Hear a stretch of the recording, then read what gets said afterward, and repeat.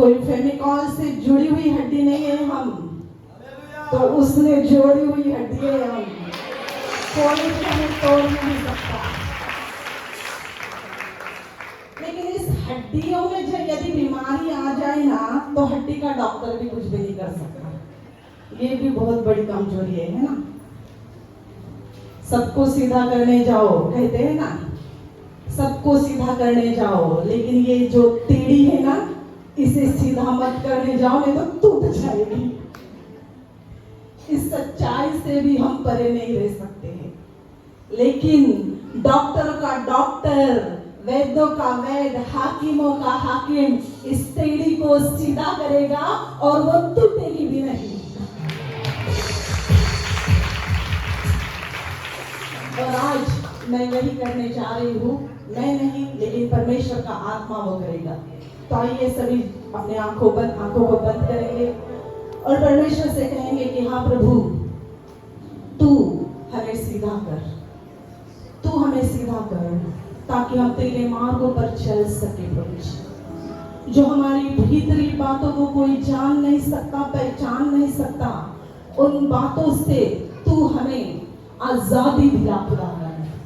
राजा यीशु, यहाँ पे बैठे हुए हर एक बच्चों को, हर एक महिलाओं को, हर एक उन जवानों को, हर एक उन पुरुषों को तू मुक्ति दिला यीशु, और तू सहायता कर। यीशु के नाम से दुआ करती हूँ, उसे सुन और ग्रहण कर। आमीन। आइए एक वचन निकालते हैं हम।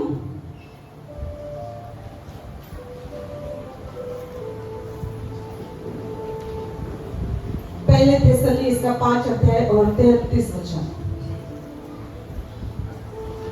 यदि आप पढ़ने में मेरी जल्दी जल्दी सहायता करोगे तो हम जल्दी जल्दी आगे चल सकेंगे। पहले थिस्सलुनीकि इसका 5वां अध्याय और 33 वचन।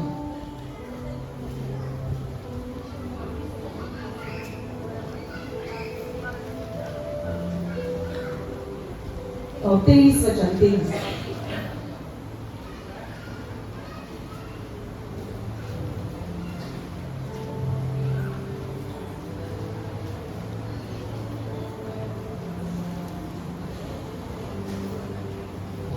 कृपया जरा जल्दी पढ़े। शांति का परमेश्वर आप ही तुम्हें पूरी रीति से पवित्र करे।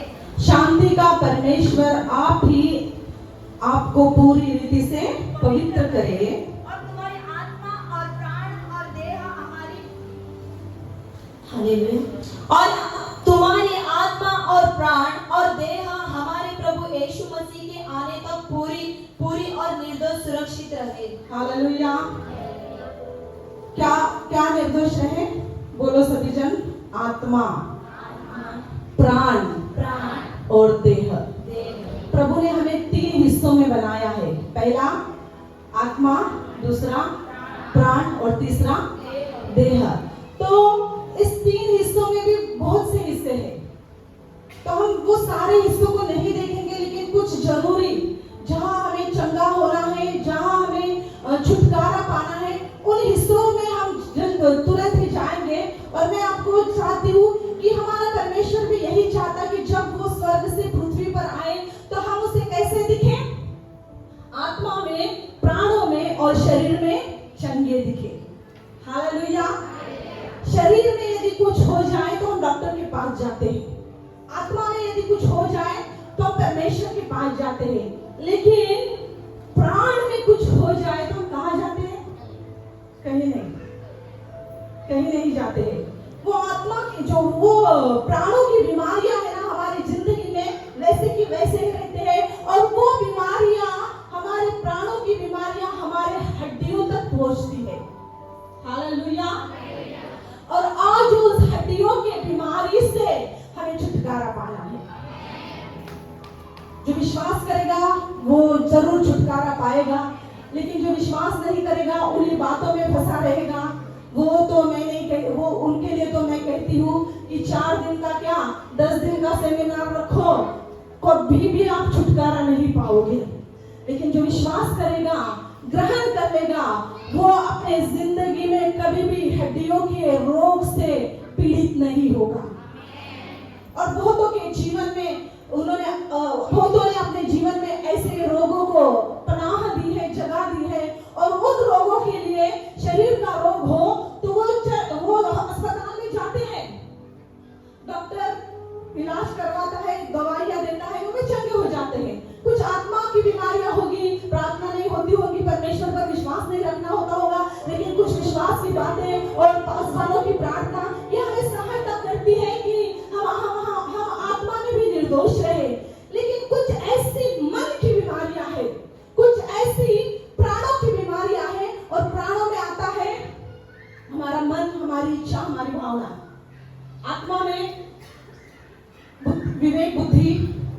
और प्रेम ये आत्मा में आता है।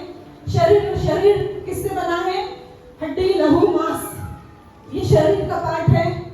और जो प्राण है, उस प्राणों में क्या आता है? मन, इच्छा और हमारी भावनाएं, ये मन में आता है। तो हमारे मन की इच्छा, मन की भावनाएं, इन सभी से हमें छुटकारा पाना है, क्योंकि हमारा यीशु जो बादलों पे आएगा वो आत्मा में चंगाई पाने वाले लोगों को, शरीर में चंगाई पाने वाले लोगों को नहीं लेके जाने वाला है, बल्कि आत्मा, प्राण और शरीर में जिन्होंने चंगाई पाई है, जिन्होंने निर्दोषता पाई है, उनको लेकर जाने वाला है। और मैं नहीं चाहती कि कलीसिया का एक भी सदस्य आत्मा में चंगा हो जाए, शरीर में चंगा हो जाए, लेकिन प्राणों में वैसा का वैसा ही रहे। बहुत सी बार हमारे जीवन में, हमारे प्राणों में ऐसे रोग लगे हुए हैं। यदि उन रोगों को लेकर आप अस्पताल में जाओगे तो डॉक्टर क्या करेगा पता है? ज्यादा से ज्यादा आपको पागल घोषित कर देगा कि ये साइकिक है, सुलाने वाली गोली देगा, बस उसके अलावा वो कुछ भी नहीं कर सकता है। फिर आपका मन कुछ भी सोचने नहीं पाएगा, कुछ भी करने नहीं पाएगा, खाओगे, सो जाओगे, बस इतना ही इलाज डॉक्टर कर सकता है। लेकिन परमेश्वर जो इलाज करेगा वो पूरी रीति से हमारे हड्डी के अंदर जो है ना, जिसको क्या कहते हैं, मज्जा, वहां तक पहुंचकर वो इलाज करेगा। हालेलुया। तो आइए एक वचन निकालते हैं, भजन संहिता इसका पहला अध्याय और पहला वचन।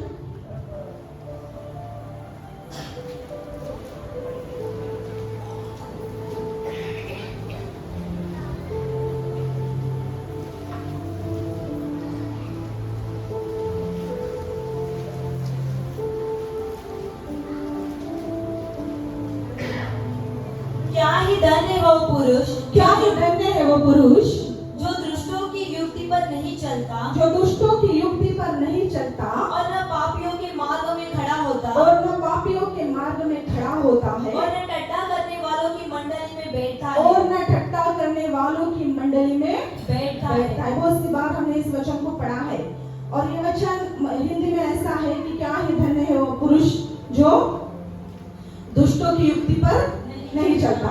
दूसरा पॉइंट है कि न पापियों के मार्ग में खड़ा होता और न ठट्ठा करने वालों की मंडली में बैठता है। लेकिन यही तीसरे पॉइंट को यदि हम मराठी में पढ़ेंगे तो वहां पे ऐसा लिखा है, तिथासर लिहिलेलं आहे की तिरस्काराच्या आसनी बसत नाही। तिरस्कार, घृणा, वो व्यक्ति धन्य है जो घृणा करने वालों के मंडली में नहीं बैठता। हाँ, उस दो पॉइंट पर हमें मनन नहीं करना है, लेकिन ये तीसरे पॉइंट पर हमें मनन करना है। और वो पॉइंट कहता है कि धन्य है वे व्यक्ति, धन्य यानी आशीषित है वो व्यक्ति जो घृणा करने वालों की मंडली में नहीं बैठता है। और ये घृणा कहाँ से आती है, ये आज हम सीखने वाले हैं। सभी तैयार हैं? सभी तैयार हैं? कि घृणा कहाँ से आती है, कैसी पनपती है और हमारी जिंदगी को कैसे बिगाड़ देती है, हमारे जीवन में वो किस किस रोगों को लेकर आती है, ये आज हम सीखने वाले हैं। तो आइए पहला पॉइंट हम सीखते हैं। पहले शमूएल इसका 18 अध्याय 7 और 8 वचन। पहला पॉइंट हम सीखते हैं कि घृणा आने के कारण, पहला कारण हम सीखेंगे, हम बाइबल में से ही सीखेंगे। पहले शमूएल 18 अध्याय और 7 और 8 वचन।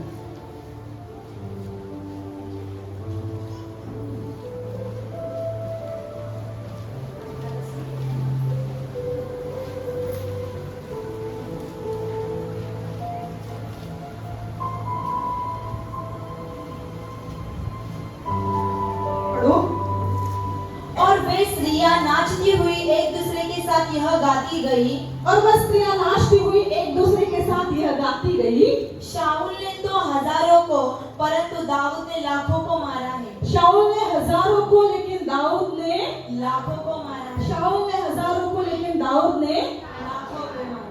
वो कहानी हमें पता है ना, हम बचपन से सुनते आए हैं। और अभी कोई नए संडे स्कूल में आते होंगे बच्चे तो उनको भी सिखाया जाता है दाऊद और गोलियत की कहानी। दाऊद ने गोलियत को मारा, उसके बाद सारी स्त्रियां डब बजाते हुए, नाचते हुए दाऊद का स्तुतिगान करते हुए आई, है ना। और वो क्या कहती है स्तुतिगान में? उनका गाना क्या था? दाऊद ने लाखों को मारा और शाऊल ने हजारों को मारा। ये किसने सुना? ये गाना किसने सुना? शाऊल ने सुना। और शाऊल को क्या आया? गुस्सा आया। वहां पे लिखा है कि शाऊल क्रोधित हो गया। मैं आपको सिखा रही हूँ कि ये घृणा कहां से आती है, ये क्रोध कहां से आता है, ये क्रोध कहां से आता है। और हम हमारी जिंदगी के आत्मा, प्राण और शरीर की जो बीमारियां हैं उससे से नहीं सीख रहे, लेकिन प्राणों में जो बीमारियां होती है, प्राणों में क्या है? मन है, इच्छा है, भावना है, जो किसी को दिखाई नहीं पड़ती, लेकिन जब हम व्यतीत करते हैं तो दिखाई पड़ती है।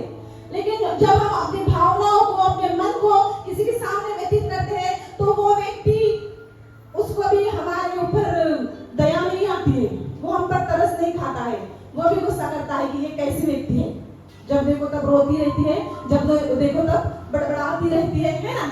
वो भी व्यक्ति वैसा ही करता है। ये जो कहानी है दाऊद और गोलियत की कहानी, उस दाऊद और गोलियत की कहानी में दाऊद की प्रशंसा हुई और शाऊल की भी प्रशंसा हुई, लेकिन उसकी प्रशंसा जितनी होनी चाहिए थी उतनी हुई, लेकिन उसकी इच्छा क्या थी कि मैं राजा हूँ, मेरी प्रशंसा ज्यादा होनी चाहिए। लेकिन इस छोटे से बालक की लोग प्रशंसा करें कि इसने लाखों को मारा और मैंने हजारों को मारा।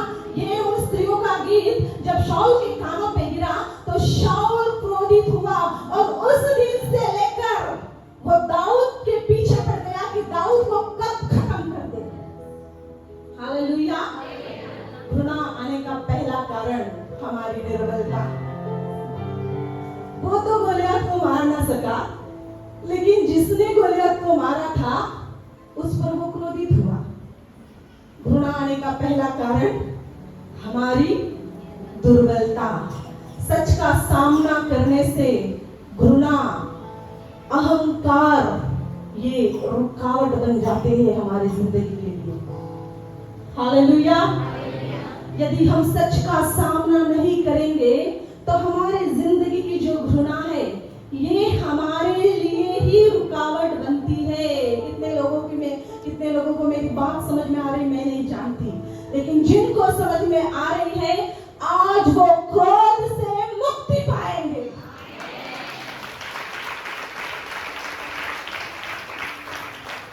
जिस दिन से शाऊल ने दाऊद पर क्रोध किया उस दिन से उसका अभिषेक उसके सिर के ऊपर से जाता गया और एक दिन ऐसा हुआ कि वो क्रोध करने वाला शाऊल आत्महत्या करके मर गया। हालेलुया। अपनी दुर्बलता को वो ग्रहण नहीं कर सका, लेकिन दोष किसे लगाता है? मैं राजा हूं, तुम कितने भी बड़े क्यों ना हो, लेकिन आप अपनी दुर्बलता को जब तक ग्रहण नहीं करोगे तब तक इस क्रोध से नहीं बचोगे। उसने अपनी दुर्बलता नहीं ग्रहण की। वो कहता है कि मैं राजा हूं, मेरी स्तुति होनी चाहिए। यदि हमारे सामने किसी की स्तुति हो और वो स्तुति के योग्य हो तो बहुत सी बार हमारे साथ भी ऐसा ही होता है कि उसकी स्तुति करते हैं, उसकी बड़ाई करते हैं और हमें गुस्सा आता है और हम बाहर से कितना क्या दिखाते हैं कि नहीं हम खुश हैं, आप जीत गए इसलिए हम खुश हैं, आपने मेडल जीता इसलिए हम खुश हैं, और हम व्हाट्सएप पर उसे कांग्रेचुलेशन भेजते हैं, लेकिन अंदर ही अंदर जलते हैं। हालेलुया। उस मेडल के योग्य वो था, उस मेडल के योग्य दाऊद था, शाऊल नहीं था। लेकिन शाऊल को लगा कि मैं हूं, इसलिए वो उससे क्रोधित हुआ और वहां पर ही उसके जीवन में क्रोध ने जन्म लिया, घृणा ने जन्म लिया। दूसरी बात, उत्पत्ति का 4 अध्याय 6 वचन। हम घृणा कैसे हमारी जिंदगी में आती है, इसकी शुरुआत हमने की है। पहला कारण हमने देखा कि हमारी निर्बलता के कारण हमारी जिंदगी में घृणा आती है। दूसरा कारण, तब यहोवा ने कैन से कहा, तू क्यों क्रोधित हुआ और तेरे मुंह पर उदासी क्यों छा गई है? और तेरे मुंह पर उदासी क्यों छा गई है। हालेलुया। भी हम दो भाइयों की कहानी देखते हैं, है ना, काइन और हाबिल।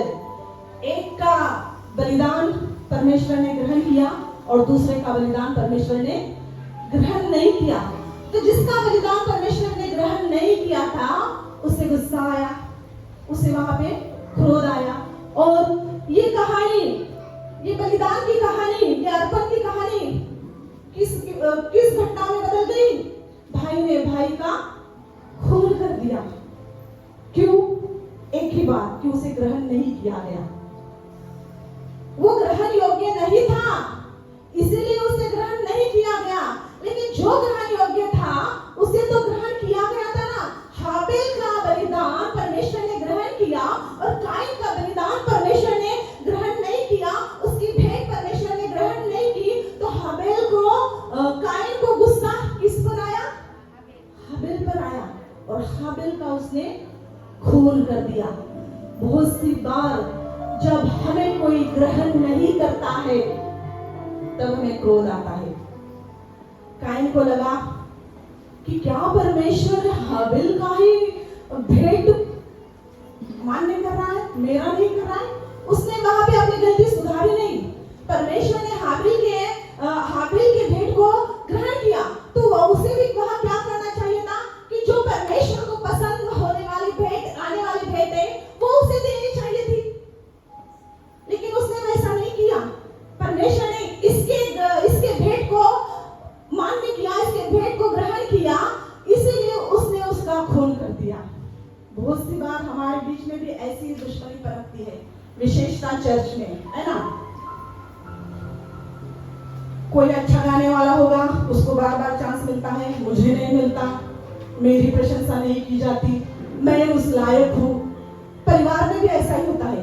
माँ, बेटी, बहन ज्यादा से ज्यादा भाई पर प्रेम करते होंगे तो हमारे अंदर घृणा पनपती है। लेकिन जो भाई कर रहा है, हम उसकी ओर ध्यान नहीं देते हैं कि वो अच्छा कर रहा है, इसके लिए माता पिता उससे प्रेम कर रहे हैं। लेकिन हम क्या चाहते हैं? उसी को बार बार कपड़े लिए जाते हैं, उसी की प्रशंसा की जाती है। हम अपने अंदर किसे पनाह देते हैं? घृणा को। लेकिन उसके उल्टा यदि हम करें कि उसकी उल्टा यदि हम सोचें कि वो उसे क्यों ग्रहण कर रहे हैं? क्योंकि उसने अच्छी भेंट लाई है, वो उस ग्रहण योग्य है, इसीलिए उसे ग्रहण कर रहे हैं। इस सच्चाई पर हम पर्दा डाल देते हैं और अपने अंदर क्रोध को बना देते हैं। हालेलुया। दूसरा पॉइंट, घृणा आने का दूसरा पॉइंट, मान्यता से जब सम्मान मिलता है, आदर मिलता है, और जब हमें आदर नहीं मिलता, हमें सम्मान नहीं मिलता, तब हमारी जिंदगी में क्या पैदा हो जाती है? क्रोध पैदा हो जाता है। हालेलुया। ये तो रहे बाइबल की बातें, और हम सीखेंगे। तीसरी बात, जब पति पत्नी में झगड़ा होता है तब भी परिवार में बच्चों के अंदर घृणा निर्माण हो जाती है। बच्चों के अंदर घृणा निर्माण हो जाती है। और इन पति पत्नी का व्यवहार जब घर के बच्चे देखते हैं, घर के लोग देखते हैं, तब पत्नी को पति के विरोध में घृणा आ जाती है और पति को पत्नी के विरोध में घृणा आ जाती है। बहुत सी बार पति पत्नी एक रिश्ते में तो बंधे जाते हैं, लेकिन उनकी कोई बातें ना एक दूसरे को पड़ती नहीं है। उसने वैसा करना चाहिए था, इसने वैसा करना चाहिए था, और ये करना चाहिए था, मेरी इच्छा से ये फ्लैट लेना चाहिए था, मेरी इच्छा से वो घर लेना चाहिए था। ये छोटी छोटी बातों में जो झगड़े उत्पन्न होते हैं ना, उनसे भी पति पत्नी में घृणा उत्पन्न होती है। और चौथी बात, बचपन में माता पिता का प्रेम न मिलने के कारण घृणा उत्पन्न होती है। उदाहरण के तौर पर हम एक परिवार बाइबल में देखते हैं जिस परिवार में दो भाई थे, एसाव और याकूब, है ना। एसाव पर बाप प्रेम करता था और याकूब पर माँ प्रेम करती थी। और इस परिवार में भी माँ इसे ज्यादा प्रेम करती थी, बाप इसे ज्यादा प्रेम करता था। लेकिन ये दोनों भाई में प्रेम था क्या? नहीं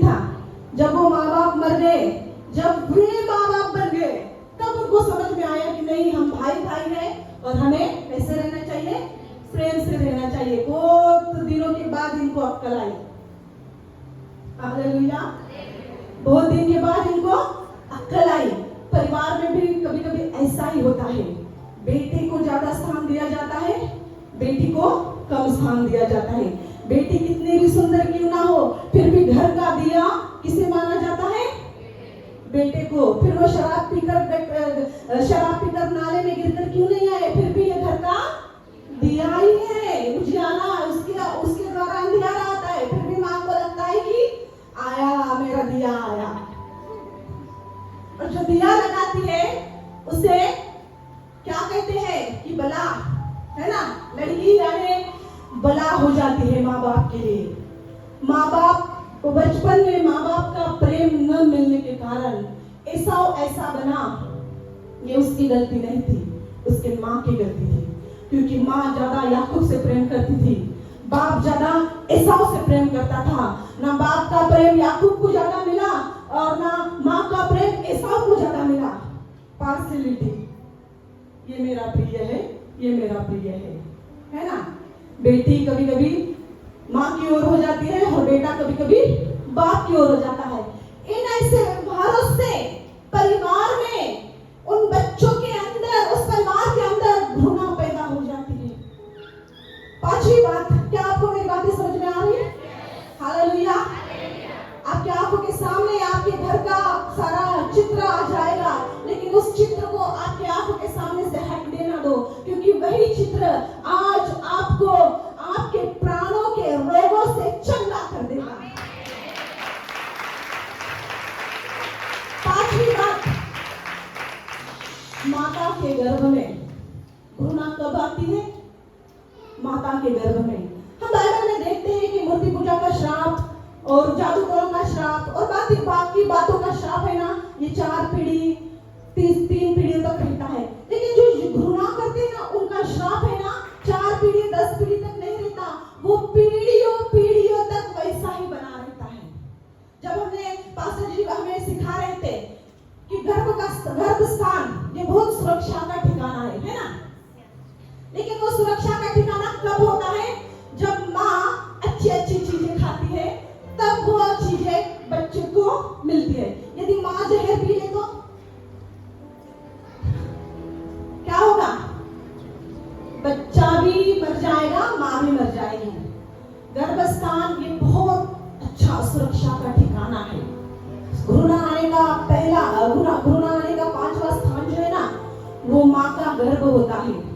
जब माँ के गर्भ में बच्चा रहता है, माँ जो कुछ भी खाती है, जो कुछ भी पीती है, वो सब कुछ बच्चे तक पहुंचता है। और प्रभु ने हमें आत्मा, प्राण और शरीर में बनाया है, केवल शरीर में बनाया नहीं है। डॉक्टरों के पास जाओगे तो डॉक्टर कहेगा कि आप अपने शरीर की अच्छी सुनी लो, व्यायाम करो, ये खाओ वो खाओ, ताकि आपका बच्चा हट्टा कट्टा जन्मे। लेकिन मेरा प्रभु कहता है कि तू आत्मा में, प्राण में और शरीर में भी चंगी हो, इसीलिए तू कुछ भी खा, कुछ भी पी, लेकिन जो सोचती है वो अच्छा सोच। बहुत सी बार जब हमारे गर्भ में बच्चा होता है, तब हम उस बच्चे को जो खिलाते पिलाते हैं, तो उससे वो शरीर से तंदुरुस्त बन जाता है।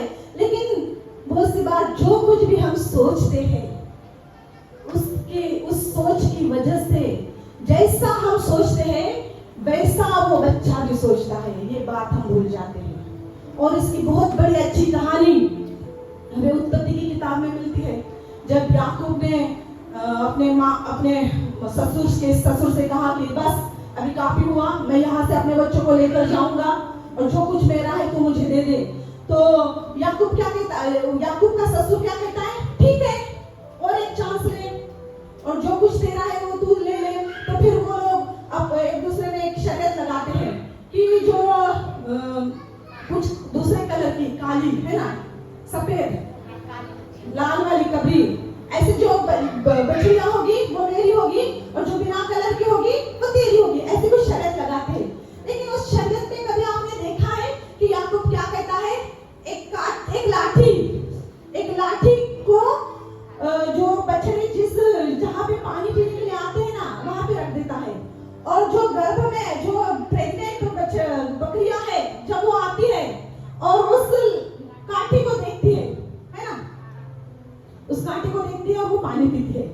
और जब उनका डिलीवरी का समय आ जाता है तो जिस कलर की काठी लाठी याकूब ने उस पानी में रखी थी और उस पानी को देखकर ये जो बकरी या ये जो भेड़ पानी पीते थे उसी कलर की सफेद बछड़े जन्मे और वो सफेद बछड़े किसके हिस्से के हो गए?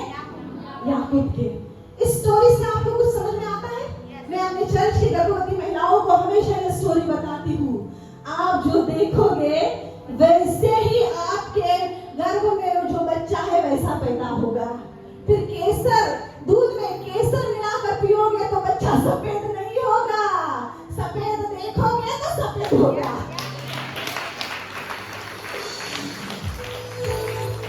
आप जो देखोगे, आप जो सोचोगे वैसा ही बच्चा जन्म लेगा। एक बार एक गांव में हम गए थे।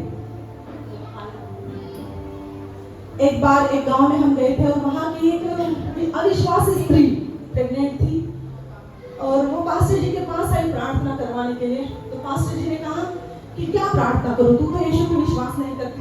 तो उसने कहा नहीं करती, लेकिन प्रार्थना करो कि मेरा बच्चा अच्छा जन्मे और मेरी डिलीवरी अच्छी हो। तो ठीक है, तेरा जो ईश्वर है उसके समान तेरा बच्चा हो ऐसे मैं दुआ करूंगा। और उसका ईश्वर था, ठीक है, मैं तेरे लिए ऐसी दुआ करूंगा कि तेरे पेट का बच्चा ऐसा जन्मे क्योंकि तेरा ईश्वर ऐसा है। तो नहीं बोलती, वैसा नहीं चाहिए। क्यों? ईश्वर उसे मानते हो और बच्चा यीशु मसीह के समान चाहते हो। तो बोले हाँ, हालेलुया। बहुत सी बार ऐसा ही होता है ना, हम कितने भी काले क्यों ना रहे लेकिन हम बच्चा कैसा चाहते हैं? अच्छा, सफेद हो, काला ना हो, उसकी नाक लंबी हो, बाप कैसा भी क्यों ना हो, लेकिन औरतें हमेशा बच्चे को कैसे चाहती हैं? तो जो आप चाहते हो वैसा ही होगा वैसा ही, क्योंकि असंभव को संभव करने वाला परमेश्वर वो है। बहुत सी बार हम पहला बच्चा, जब हमें पहला बच्चा होता है तो हम उसे किसकी तरफ आते हैं पता है? आप अपने पहले बच्चों को देखो, वो बिल्कुल आपके पति के समान ही होंगे, आपके समान नहीं होंगे। इसका कारण क्या है पता है? हमारी नई शादी होती है और एक दूसरे में बहुत प्रेम होता है और हमेशा हम किसका चेहरा अपने सामने लाते हैं? पति का। तो उसी के समान वो बच्चा भी पैदा होता है। लेकिन दूसरी बात दुखद ये है, और जब पहला बच्चा जन्मने वाला होता है तो बहुत पार्टी की जाती है ना, नहीं ये बकेट मत उठाना, मैं करूंगी, है ना।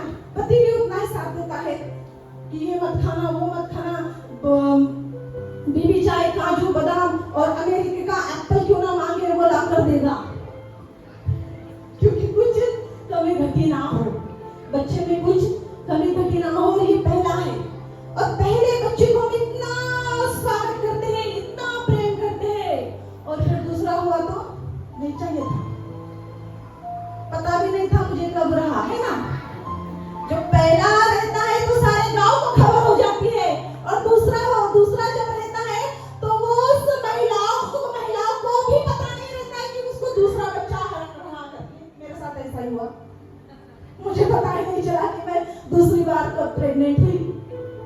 और हमारी यही बातें ना हमारे बच्चे के लिए घृणा लेकर आती है। हमें लगता है कि हम अच्छा खाएंगे, अच्छा पिएंगे, अच्छा जिएंगे, ऐसा करेंगे, वैसा करेंगे तो अच्छा हो जाएगा। ये केवल बाहरी बातें हैं, लेकिन मेरा परमेश्वर चाहता है कि आप आत्मा में, प्राणों में और शरीर में चंगे हो, और प्राणों की जो बीमारी है वो हमारी जिंदगी में लग चुकी है, वो हमारी जिंदगी में लग चुकी है। बहुत सी बार माता पिता आते हैं अपने बच्चों को लेकर, और ज्यादा से ज्यादा शिकायत उनको बड़े बेटे से नहीं होती है, छोटे बेटों से होती है। ऐसा करता है, वैसा करता है, ये करता है, वो करता है। पहले बेटे को जैसे तूने ग्रहण किया ना, दूसरे बेटे को तूने वैसे ग्रहण नहीं किया, इसलिए वो तिरस्कारी जन्मा, इसलिए वो घृणा रहित जन्मा, इसलिए वो जब जन्मा ना तब बार रोता ही रहा। हमारे चर्च में जितने भी बच्चे परमेश्वर की उपस्थिति में जन्मे ना वो पूरे शांत है, लेकिन जो परमेश्वर की उपस्थिति में जन्मे नहीं ना उनमें हमेशा बीमारी दिखती है। हम हमेशा रोते रहते हैं, कुछ भी खाएंगे तो भी बीमार गिरते हैं, थोड़ा सा बाहर लेके जाए तो भी बीमार गिरते हैं। ये किसका परिणाम है पता है? घृणा का परिणाम है। जिस पहले बच्चे को हमने बड़े प्यार से ग्रहण किया ना, उसी बच्चे को हमें उसी गर्भ में दूसरे बच्चे को भी हमें उतने ही प्यार से ग्रहण करना चाहिए। हम दूसरे बच्चों को प्यार से ग्रहण नहीं करते, इसलिए उसमें आ जाता है घृणा का स्वभाव। और फिर वो घृणा का स्वभाव एक परिवार में भाई भाई का, बहन बहन का पटता ही नहीं, बार बार लड़ाई होती है, बार बार झगड़ा होता है ना? ये घृणा का परिणाम है। और बहुत से लोग तो जब वो गर्भ में, दूसरा बच्चा जब गर्भ में आता है ना, तभी ठान लेते हैं कि इसका गर्भपात करवा ले। और जब ऐसा आप सोचोगे वैसा उसकी जिंदगी में आएगा। फिर वो जन्मा हुआ बच्चा जब बड़ा हो जाता है तो वो भी आपको बोलता है कि मैं मर जाऊंगा, मैं मर जाऊंगी। और फिर हमें ऐसा लगता है कि इसके लिए इतनी प्रार्थना कर रहा हूँ, इसके लिए इतनी दुआ कर रहा हूँ, उपवास कर रहा हूँ, फिर भी ये मरने की धमकी क्यों देता है? आज तुझे अपने आप को जांचना होगा। यदि तू स्त्री होगी या पुरुष होगा, तूने अपने पहले बच्चे को ग्रहण किया लेकिन दूसरे बच्चे को तूने ग्रहण नहीं किया, और आज तेरा दूसरा बच्चा बार बार तुझे मरने की धमकी देता होगा, तो क्या जब वो गर्भ में था तभी तू उसे मारना चाहता था क्या? वो घृणा जो गर्भ में था वो कहां तक आ गया? आपका बच्चा 18 साल का हुआ होगा, 25 साल का हुआ होगा, 30 साल का हुआ होगा, या उसकी शादी हुई होगी, वहां तक वो आया है। और आज इस प्राणों में छिपे हुए इस रोग को हमें जड़ से हटाना है। गर्भ में जब बच्चा होता है उसको हम कैसे अपनाते हैं, चाहे वो पहला रहे, दूसरा रहे, तीसरा रहे, चौथा रहे, कौन से भी नंबर का बच्चा क्यों ना रहे, जितने प्यार से आप उसे ग्रहण करोगे उतना ही प्यार उसकी जिंदगी में भरा रहेगा। लेकिन प्यार से यदि आप उसे ग्रहण नहीं करोगे, वो घृणित, क्रोधित ही बनता जाएगा। हालेलुया। छठवां पॉइंट समझ में आ रहा है आपको? सभी जोर से कहे हालेलुया, प्रेज द लॉर्ड। छठवां पॉइंट, घृणा कैसे आती है? दुष्ट व्यवहार के कारण। दुष्ट व्यवहार के कारण घृणा आती है। जैसा मैंने पहले कहा था कि हम गर्भ में उसे कैसे अपनाते हैं, वो फिर जन्मने के बाद जो होशियार है उसी से ज्यादा प्रेम करना। माता पिता ऐसा करते हैं ना, जो पढ़ाई में अच्छे मार्क लाता है उसी से प्रेम करना, जो घर के कामकाज अच्छी रीति से करती है उसी से प्रेम करना। ये एक को प्रेम करना और एक को नहीं करना, लेकिन दोनों भी बच्चे आपके ही है। और हमें भी लगता है कि ये दोनों भी बच्चे हमारे लिए, हम दोनों को समान ही प्रेम करते हैं। माता पिता के लिए प्यार, बच्चों के लिए प्यार बांटा नहीं जाता है, वो दोनों को समान प्रेम करते हैं। लेकिन हमारा कभी कभी व्यवहार ऐसा बन जाता है ना, इसने अच्छा किया तो इसी की स्तुति, इसी की प्रशंसा, इसी की महिमा, है ना, उसी को गिफ्ट देना, उसी को कहीं भी लेके जाना, उसी को घुमाना, क्योंकि ये अच्छा है, ये दिखने में अच्छा है, टैलेंटेड है, अच्छा करता है, माँ का सुनता है, बाप का सुनता है। और यदि कोई बदमाश होगा, सुनता नहीं होगा, तो उसे दुष्ट व्यवहार। और बार बार यदि तू अच्छा करेगा ना तो मैं तुझे ये दूंगा, यदि तू वैसा करेगा ना तो मैं तुझे वो दूंगा, लेकिन तूने वैसा नहीं किया, तूने ऐसा नहीं किया, इसलिए मैं तुझे नहीं दूंगा। ब्लैकमेलिंग, हालेलुया, हमारी ब्लैकमेलिंग। यदि तू अच्छे नंबर से पास होगा ना तो मैं तुझे मोबाइल दूंगा, यदि तू अच्छा किया ना तो मैं तुझे गाड़ी दूंगा। और गाड़ी लेकर बच्चा कहाँ चला जाता है? एक्सीडेंट हो गया ना में चला जाता है। हालेलुया, समझ रहे? आंखें खुल रही? क्रोध, घृणा, तिरस्कार कहाँ पैदा होता है? ब्लैकमेलिंग के द्वारा। और ये ब्लैकमेलिंग ऐसी भी है कि यदि भाई भाई में कोई गलती हुई, यदि भाई ने चोरी की, बहन को पता है, तो बहन क्या करती है? हाँ, मम्मी को बताऊंगी, पापा को बताऊंगी, फिर वो कहता है मत बता। फिर दे 100 रुपए, और इस तरह से वो ये 100 रुपए लेती जाती है, वो देता जाता है, ये 100 रुपए लेती जाती है, वो देता जाता है। और कब तक इसे 100 रुपए दे, इसलिए एक दिन वो भाई बहन का गला ही दबा देता है, इसे 100 रुपए भी ना देना पड़े करके, है ना। ये घृणा यहाँ तक पहुंच जाती है। एक गलती को छिपाने के लिए मनुष्य बहुत सी गलतियां करता है। इसका एक उदाहरण मैं आपको बताती हूँ। पुणे में पिछले साल दिसंबर-नवंबर में एक घटना हुई। एक लड़की कॉलेज में पढ़ने के लिए आई, नर्सिंग कॉलेज में, और उसे एक लड़के से प्यार हो गया। तो वो प्यार में वो सब कुछ कर बैठे जो नहीं करना चाहिए था, और वो प्रेग्नेंट हो गई। और अपने प्रेगनेंसी को उसने अपने बॉयफ्रेंड को भी नहीं बताया कि मैं प्रेग्नेंट हूँ। उसे वो बता देती तो शायद कुछ तो भी विकल्प निकल जाता, लेकिन उसने कुछ भी नहीं किया। उसका पेट बढ़ता गया, और एक दिन उसे जच्चा की पीड़ा होने लगी। उसके साथ उसकी एक दोस्त थी, तो उस दोस्त ने क्या किया पता है, उसे बाथरूम ले गई, और उस बाथरूम में उस लड़की ने बच्चे को जन्म दिया। उसने एक गलती की, प्रेम किया।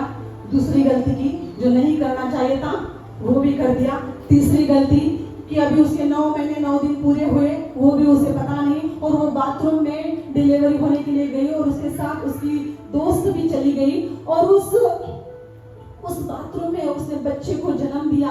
और जैसा ही बच्चा बाहर निकला, उसने उसके मुंह को दबाया, और जो नाल रहती है पता है माँ की गर्भ की, उसको दांत से काटा। एक गलती कहाँ ले जाती है। एक परिवार की गलती जिसके लिए हम ब्लैकमेल करते हैं ना, कि तूने ऐसा किया बता दूंगी, तूने वैसा किया बता दूंगी, मम्मी को बताऊंगी, पापा को बताऊंगी, दोस्त को बताऊंगी, है ना। कभी कभी बच्चे छोटे होते हैं तो वो कुछ तो भी गलती करते हैं, और हम उस गलती पर हंसते हैं।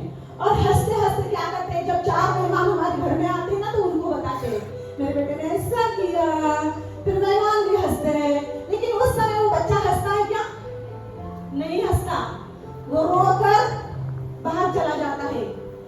आप हंसते हो, वो रोता है, लेकिन उसके अंदर वो क्रोध उत्पन्न हो जाता है जो उसके हड्डियों तक पहुंचता है।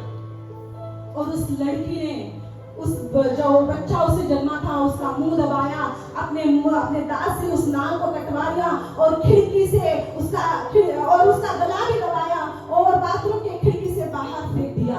और बाहर सब लड़कियां राह देख रही थी कि इतने देर ये लोग क्या करें। जब बाहर आई तो उसका पेट पूरा अंदर चला गया था। सबने पूछा कि क्या हुआ, तेरा पेट कैसे अंदर चला गया? तो कहने लगी नहीं ऐसा ही है मेरा पेट। पुलिस को इन्फॉर्म कर दिया गया, उसके माता पिता को इन्फॉर्म कर दिया गया, जिस लड़की के साथ उसका अफेयर था उसे इन्फॉर्म कर दिया गया। उस लड़की ने कहा यदि ये मुझे पहले बताती तो मैं इसके साथ शादी करता, लेकिन उस बात को उसने छिपाए रखी। उस लड़की ने अपने माता पिता को और किसी को नहीं बताया, और ऐसा अपराध उसने किया, उस बालक की उसने हत्या कर दी। इसीलिए आज वो लड़की जेल में है, 10 साल की सजा उसे भी। सच्ची घटना बता रही हूँ, और मेरे बताने से पहले आपको पता है कि संसार में क्या क्या चल रहा है ना। संसार में क्या क्या चल रहा है, इसकी जड़ कहां से है? घृणा से। हम गलतियां करते हैं, उस गलतियों को छिपाने के लिए गलतियों पर गलतियां। भाई ने चोरी की, बहन को पता है, बहन ने क्या क्या भाई को पता है, और इसको छिपाने के लिए बहुत सी गलतियां करते रहते हैं, है ना, करते रहते हैं। किसी को नहीं बताना, और जब सबको पता चल जाए तो जिसने ये गलती की उसके अंदर जो घृणा पनपता है वो बहुत बड़ी गलती कर बैठता है। ऐसे हमारे व्यवहार से घृणा उत्पन्न होता है। और देखे जाए तो आज हम प्रभु में हैं, आज हम मसीह में हैं, और आज हम कुछ भी गलतियां नहीं करते। लेकिन पिछले हमारे बाप दादाओं ने जो गलतियां की, तीन लोगों के द्वारा हमारे जिंदगी में ये घृणा का श्राप आता है। पहला है आदम और हवा से, क्योंकि हमारी उत्पत्ति उन्हीं से है। दूसरा हमारे माता पिता की ओर से, ये हमें वरदान मिल ही जाता है घृणा का हमारे माता पिता के व्यवहार से, यदि हमारे साथ कुछ हुआ होगा या नहीं हुआ होगा। तीसरा, हमारे बाप दादाओं की ओर से। और जो छठवां पॉइंट हमने सीखा था उसमें सातवां पॉइंट, मनुष्य से उम्मीद रखने से। हमें घृणा कब आती है? जब कोई मनुष्य से हम उम्मीद रखते हैं कि ये मेरे लिए ऐसा करेगा, ये मुझे प्यार देगा, ये मुझे ऐसा करेगा, वैसा करेगा। मैंने इसके लिए एक फूल लाया लेकिन ये मुझे फूल नहीं, फूल की पत्ती भी दे देगा। हम उम्मीद करते हैं किसी से हम किसी से हम प्यार करते हैं, है ना। माँ बाप ज्यादातर बच्चों से उम्मीद करते हैं कि हमने इनको इतने परिश्रम से बढ़ाया, इसने इतने कष्टों से बढ़ाया, कम से कम 10वीं में 100 गुना नहीं लेकिन कम से कम पास तो हो जाते। माता पिता उम्मीद करते हैं बच्चों से। हमारी उम्मीद ये घृणा में बदल जाती है। इसके लिए मैंने वैसा किया, उसके लिए मैंने वैसा किया, और उसके ओर से जैसा हमने उसके लिए किया, उसकी ओर से जैसा हमने उसके लिए किया, उससे 100 गुना नहीं लेकिन 1 गुना भी यदि आ जाए ना तो हम खुश हो जाते। और यदि कुछ भी नहीं आए तो, लेकिन बाइबल कहती है शापित है वो मनुष्य जो मनुष्य पर भरोसा रखता है, लेकिन धन्य है वो जो यहोवा पर भरोसा रखता है। हम किसी पर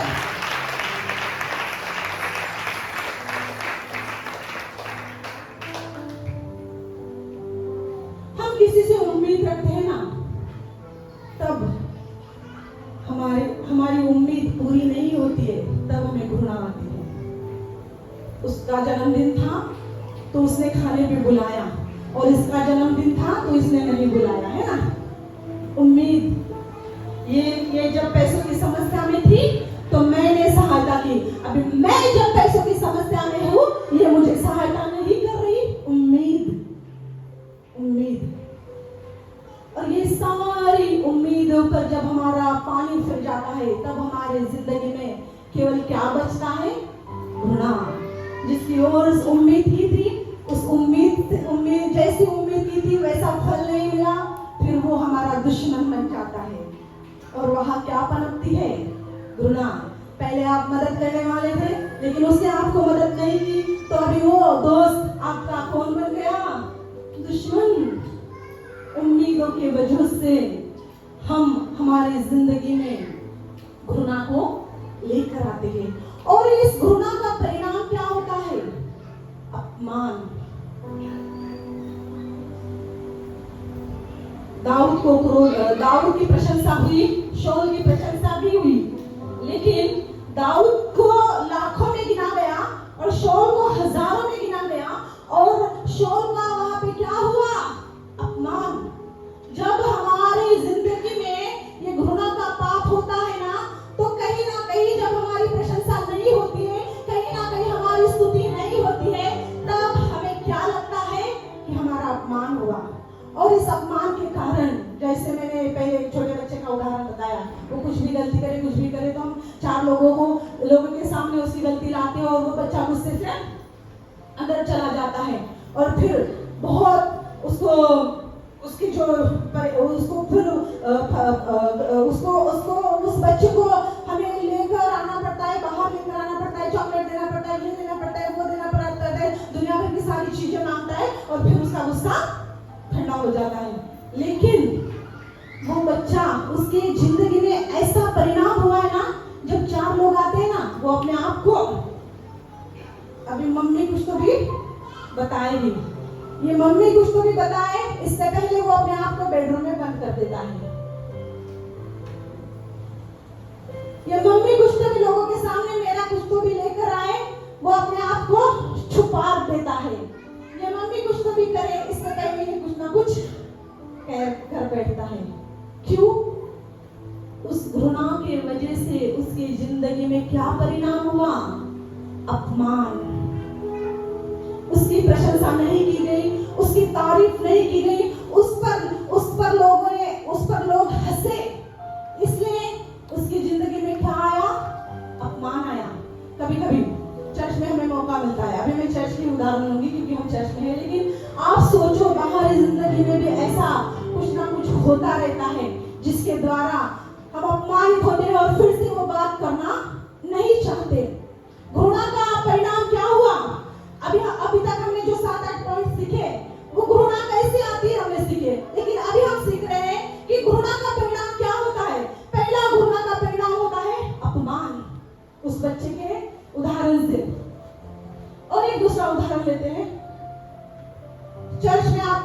कुछ भी करने का मौका मिला, गीत गाने का मौका मिला, प्रार्थना करने का मौका मिला, वचन बताने का मौका मिला या डांस करने का मौका मिला, लेकिन आपका डांस, आपका गीत, आपकी आराधना अच्छी नहीं हुई, 4 लोगों ने कह दिया ये क्या नाची, इससे अच्छा तो वो छोटी लड़की नाची, ये सुनती है ना, अगले साल बोलती है उस छोटी लड़की को ही नचाओ, मैं नहीं नाचूंगी। अपमान रोक देता है आगे जाने के लिए। घृणा का परिणाम क्या हुआ? अपमान। और यह अपमान रोक देता है कि ये आगे न जाए। और ये अपमानित व्यक्ति, ये पीड़ित व्यक्ति जो अपमानित हुआ और इसका अपमान इसके शरीर को चोट, इसके शरीर को और इस अपमान ने ठेस नहीं पहुंचाया, इसका अपमान इसके आत्मा को ठेस नहीं पहुंचाया, लेकिन इसके अपमान ने इसके प्राणों को ऐसी ठेस पहुंचाई कि वो प्राण अभी अपने आत्मा की सुरक्षा करने के लिए ही बैठा है। और वो अपने आत्मा की सुरक्षा कैसा करता है, अपने प्राणों की सुरक्षा कैसा करता है? ये अपमान। पास्टर जी फिर अगले बार बोलेंगे कि सिस्टर महिमा आप प्रार्थना करने के लिए आओ। नहीं, मैंने तब डांस किया था ना, 4 लोगों ने मुझे कहा था कि अच्छी नहीं नाची, प्रार्थना करने के लिए नहीं आते। पास्टर बोलेंगे कि आज तुझे महिला प्रार्थना में, हाउस ग्रुप में प्रचार करना है। यह अपमान उसको उसके भीतर सुरक्षा का बाड़ा लगा देता है। और वो कहती है नहीं, वो डायरेक्ट नहीं कहती कि मैं नहीं आऊंगी, वो कुछ तो भी वजह बता देते, मुझे कॉलेज है, मुझे ये है, घर में काम है, ऐसा है वैसा है, लेकिन उसके अंदर एक सुरक्षा का बाड़ा वो बनाती है। नहीं, तब मैंने प्रार्थना की थी, पास्टर को पसंद नहीं आई, तब मैंने डांस किया था, लोगों को पसंद नहीं आया, तब मैंने ऐसा किया था, मैं नहीं जीती, तब मैंने वैसा किया था, 4 लोगों के बीच में मेरी बुराई हुई। अभी इस अपमान की वजह से वो अपनी जिंदगी में ऐसा सुरक्षा का बाड़ा बना देती है कि उस सुरक्षा के बाड़े से एक कदम भी आगे नहीं रखना चाहती। अपमान। और यह अपमान उसे ही सोचों में लेकर जाता है। कुछ भी करने का अवसर आया ना तो नहीं, उसको वो बात याद आती है कि ऐसा होता वैसा होता, अभी मैं नहीं करूंगी। अपने चारों ओर सुरक्षा का बाड़ा बांध देती है। और इस अपमान के कारण उसे लोगों पर विश्वास ही नहीं होता है, चाहे फिर यीशु मसीह क्यों ना हो, है ना। इस अपमान के कारण उसे यीशु पर भी भरोसा नहीं होता है कि यीशु उसे सफलता देगा। विश्वासघात ये नफरत में बदल जाता है। ये विश्वासघात, ये अपमान नफरत में बदल जाता है। फिर वो लोगों से नफरत करने लगती है। और लोगों से नफरत करते करते करते पहले 4 दोस्तों के साथ जाती थी, 4 दोस्तों के बाद 5, 6, 7, 8, फिर 1000 लोगों में। लेकिन अपमान हुआ, 4 लोगों से 1000 लोगों से 500 में आ गई, 500 से 100 में आ गई, 100 से 50 में आ गई, 50 से 20 में, और ऐसा करते करते करते करते करते अभी अकेली बैठ गई, क्योंकि उसे लोगों से नफरत हो गई। जो क्रोधित व्यक्ति है वो हमेशा अपने आप को अकेला अकेला अकेला रखता है। स्कूल में जाओगे तो उसके कोई दोस्त नहीं, कई बोलेंगे मम्मी पापा की चल इस मेहमान की शादी है, वो कहेंगे नहीं मैं नहीं आती। देखो अपने बच्चों को, कई ऐसे बच्चे आपके पास है क्या? यदि ऐसे बच्चे आपके पास होंगे तो कहीं ना कहीं उनकी जिंदगी में इनमें से एक तो बात हो चुकी है, जो 1000 लोगों में उपस्थित रहने वाले आज अकेले बन गए हैं। उनकी जिंदगी का अपमान उन्हें कहां तक लेके गया? अकेलेपन में। हालेलुया, समझ में आ रहा है?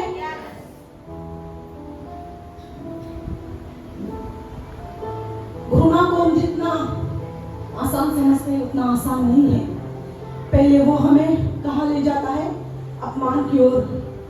और वही अपमान हमें लोगों में नफरत पैदा कर करके अकेलेपन में ले जाता है। और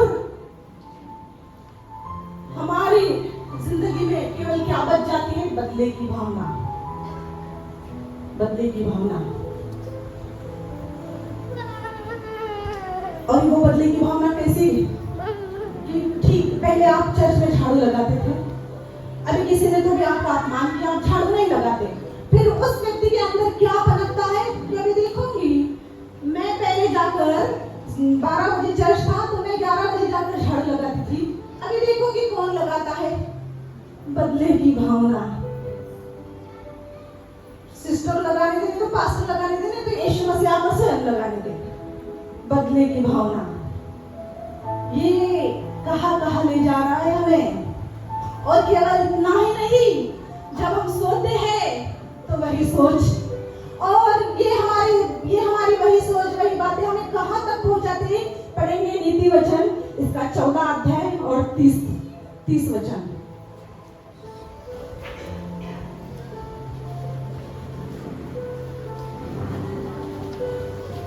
शांति मन तन का जीवन है, शांत मन तन का जीवन है, परंतु मन के जलने से हड्डियां भी जल जाती है। लेकिन मन के जलने से हड्डियां भी जल जाती है। मराठीमध्ये लिहिलेलं आहे, तिरस्काराने हाडे कुजतात। यहाँ जलन लिखा है, लेकिन मराठी में लिखा है तिरस्काराने हाडे जळतात। अभी इसका ये रोग उसे लोगों से अकेलेपन में ले गया, इसका ये रोग लोगों से दुश्मनी में ले गया, अभी इसका ये रोग इसने कहाँ तक लेके गया? हड्डियों तक। शांत मन देह का जीवन है, लेकिन मन के जलने से हड्डियां भी जलती है। तिरस्काराने हाडे कुजतात। और इस तिरस्कार को यदि आप अस्पताल में लेके गए, तो मैंने पहले ही कहा कि अस्पताल वाले क्या करेंगे? नींद की गोली देंगे। लेकिन इस घृणा से आप जल रहे हो, आपको रातों की नींद नहीं आती। बहुत से लोग ऐसे हैं कि जो रातों को सो नहीं पाते, और उनसे वो जो प्रार्थना विनती लेकर आते हैं, उनको पूछा जाए ना कि क्यों नहीं सोते, कुछ सोचते हो, तो कहते नहीं। वो बाहर से दिखाते हैं कि अच्छे, लेकिन वो भीतर से अच्छे नहीं होते हैं। उनके प्राणों में जो मन है, भावना है, इच्छा है, और वो मन, वो भावना, वो इच्छा उनकी पूरी नहीं हुई, इसीलिए वो मन के भावनाओं में, इच्छाओं में जलते हैं, वही सोचते हैं, वही करते हैं। मुझे सबने त्याग दिया, मेरे साथ ऐसा हुआ, मेरे साथ वैसा हुआ, ये भूल नहीं पाते। उस घटना को वो भूल नहीं पाते, चाहे कौन सी भी घटना हो। बचपन में आपको माता पिता का प्यार ना मिला हो, बचपन में जैसा ड्रेस आपको पहनने के लिए चाहिए था वैसा ड्रेस आपको नहीं मिला हो, बचपन में दूसरे दोस्तों के पास आपने गाड़ी देखी होगी, खिलौने देखे होंगे, लेकिन आपके पास वो खिलौने नहीं आए। बचपन में आपकी माँ ने आपको गोदी पर नहीं उठाया होगा। बचपन में जो भी आज आप 60 साल के होंगे, 75 साल के होंगे या 100 साल के होंगे, जो भी आपके साथ हुआ, वो सारी बातें जब आप अपने तकिया पर सिर रखते हो तो आपको याद दिलाती है और तड़पाती है और नींद नहीं आने देती। और आप कहते हो कि नहीं, मैं यीशु में हूँ, मैं खुश हूँ, लेकिन मेरा परमेश्वर आपके आत्मा को देख रहा है, आपके प्राण को देख रहा है, आपके शरीर को देख रहा है। आप खुश नहीं हो। कल की बात यदि आप याद करते हो तो आप खुश नहीं हो, आपका मन जल रहा है, और आपके मन के जलने से आप सो भी नहीं पाते, और यह आपका मन का जलने का रोग कहाँ तक पहुंचा है? हड्डियों तक। वो बात अलग है कि बुढ़ापे की वजह से आपके घुटनों में दर्द होता होगा, वो बात अलग है कि कुछ आप गिर गए होंगे, एक्सीडेंट हुआ होगा, या आपकी हड्डी टूटी होगी, आपके कमर में दर्द होता होगा, लेकिन आप जवान हो, कितना भी खाते हो, फिर भी लुकड़े के लुकड़े। आप जवान हो, आपकी आप बढ़ते ही नहीं, और आपके अंदर ये रोग है, इसलिए आपकी हड्डियां नहीं बढ़ती। वो बात अलग है कि बुढ़ापे की वजह से कुछ रोग आ जाते हैं, लेकिन आप जवान हो फिर भी कमर के दर्द से पीड़ित हो, आप जवान हो फिर भी घुटनों के दर्द से पीड़ित हो,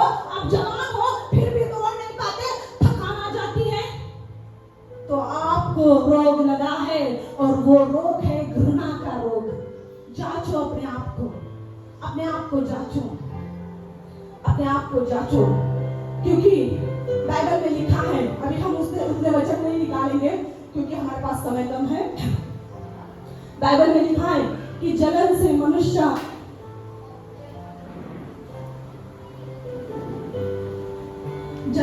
मनुष्य की हड्डियां जलने लगती हैं और जलन से मनुष्य शैतान बन जाता है।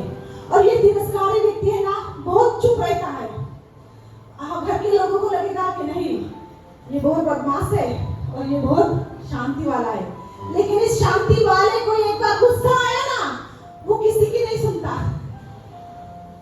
एक बार नहीं, फट किसी वो जो बलून होता है ना, वो फूट जाता है और ऐसा फूटता है कि उस बलून को, उस गुब्बारे को फिर से जोड़ा नहीं जाता। लेकिन गुस्से के कारण जो ग्लास आपने तोड़ दिया, जो कप आपने तोड़ दिया, प्रभु आपको क्षमा करेगा कि प्रभु मैंने गुस्सा किया, मुझे माफ करो, क्षमा करेगा। लेकिन वो टूटा हुआ कप, वो टूटा हुआ गिलास जुड़ सकता है क्या? बाइबल में लिखा है कि एक क्रोधित व्यक्ति, इसे कितना भी भेंट दो, इसे कितना भी वरदान दे दो, कितना भी गिफ्ट दे दो, इसका गुस्सा ठंडा नहीं होता है। वो दिखेगा आपको अकेले अकेले, किसी से नहीं मिलेगा, किसी से बात नहीं करेगा, कोई मजाक करे तो भी नहीं हंसेगा, हमेशा इसके मुंह पे 12 बजे रहेंगे। दुनिया में सूरज उगता है, इसका ढलता है, इस गुनाह वाले व्यक्ति का हमेशा 12 बजे रहेंगे। लेकिन हमें लगता है कितना शांत है ना, कितना अच्छा है ना। वो अच्छा नहीं है, वो शांत नहीं है, वो तिरस्कारी है। यदि फूट गया ना तो सब कुछ फोड़ देगा, और ऐसा फोड़ देगा कि प्रार्थना करने से भी वो फूटा हुआ जुड़ेगा नहीं। इसमें बहुत धोखादायक है। मेरी जिंदगी में इतने चुप रहने वाले व्यक्ति देखे ना, लेकिन इतने चुप रहने वाले व्यक्ति जब उनको गुस्सा आया ना, किसी के बाप का नहीं सुनते, सब बिखेर के रख देते हैं। ये घृणित व्यक्ति है जो ऐसा करते हैं। Hallelujah, praise the Lord. और बहुत सी बार हमें अपने आप पर घृणा होती है कि हम ऐसे क्यों हैं। हमें जब सफलता नहीं मिलती तो हमें सफलता क्यों नहीं मिल रही, इसकी ओर हम नहीं देखते। लेकिन दूसरे व्यक्ति कैसे हैं, हम ऐसे क्यों हैं। दूसरे गोरे हैं, हम काले क्यों हैं। दूसरे ऊंचे हैं, हम नाटे क्यों हैं। दूसरों के पास गाड़ी बंगला है, हमारे पास क्यों नहीं है। हमेशा अपनी बराबरी दूसरों के साथ करते रहेंगे, घृणा करने वाले व्यक्ति। और इन घृणा करने वाले व्यक्ति की 3 जड़ें हैं, लेकिन वो जड़ें मैं आज आपको नहीं सिखा पाऊंगी क्योंकि उसके लिए 2 घंटा लगेगा। लेकिन एक बात मैं आपको बताना चाहती हूँ कि हमेशा अपनी तुलना दूसरों से करेंगे, अपने ऊपर उनको तरस आता है कि मैं ऐसी क्यों हूँ, मेरे साथ ही ऐसा क्यों होता है, मैं ही ऐसी क्यों हूँ, मुझसे ही कोई प्रेम क्यों नहीं करता, मुझसे कोई अच्छे से बात क्यों नहीं करता। ये घृणित व्यक्ति का स्वभाव है। वो हमेशा अपने ओर देखता है, और अच्छी बात है तो अपनी ओर देखता है, अपनी नाकाबियत की ओर देखता है, लेकिन काबियत की ओर पर कदम भी नहीं उठाता है। आज जो कहता है कि मैं ऐसा क्यों हूँ, तू जैसा है वैसा है और प्रभु ने तुझे बनाया है, लेकिन आज तुझे अपने आप को क्षमा करना होगा। आज आपने सीखा होगा कि यीशु ने कहा, यदि तुम दूसरों को क्षमा नहीं करते तो मेरा स्वर्गीय पिता भी आपको क्षमा नहीं करेगा। लेकिन ये घृणा ऐसा पाप है जो अपने आप को क्षमा करने के लिए लगाता है।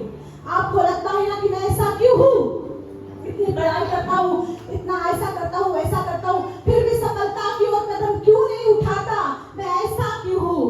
आपकी जिंदगी का सवाल कि मैं ऐसा क्यों हूँ। तू जैसा है वैसा है, परमेश्वर की रचना है, और तुझे उसमें ऐसा क्यों हूँ, इस दीवार को तोड़कर तुझे आगे कदम बढ़ाना है। क्योंकि मैं मेरी जिंदगी की एक गवाही आपको बताती हूँ। मैं बहुत काली थी और कोई 4 लोगों के सामने मुझे बातें करने के लिए भी शर्म आती थी। लेकिन जब मैं प्रभु में आई, मैंने अपनी पहचान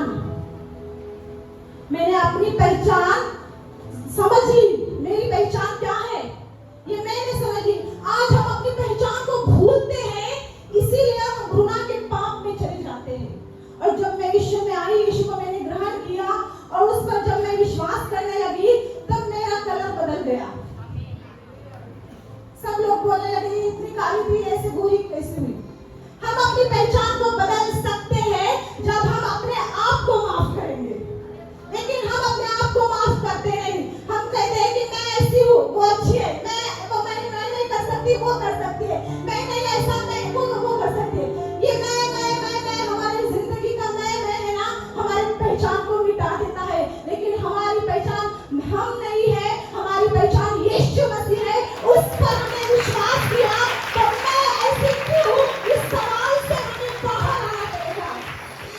तू कैसे भी क्यों ना रहे, यीशु पर विश्वास रख के कदम उठा।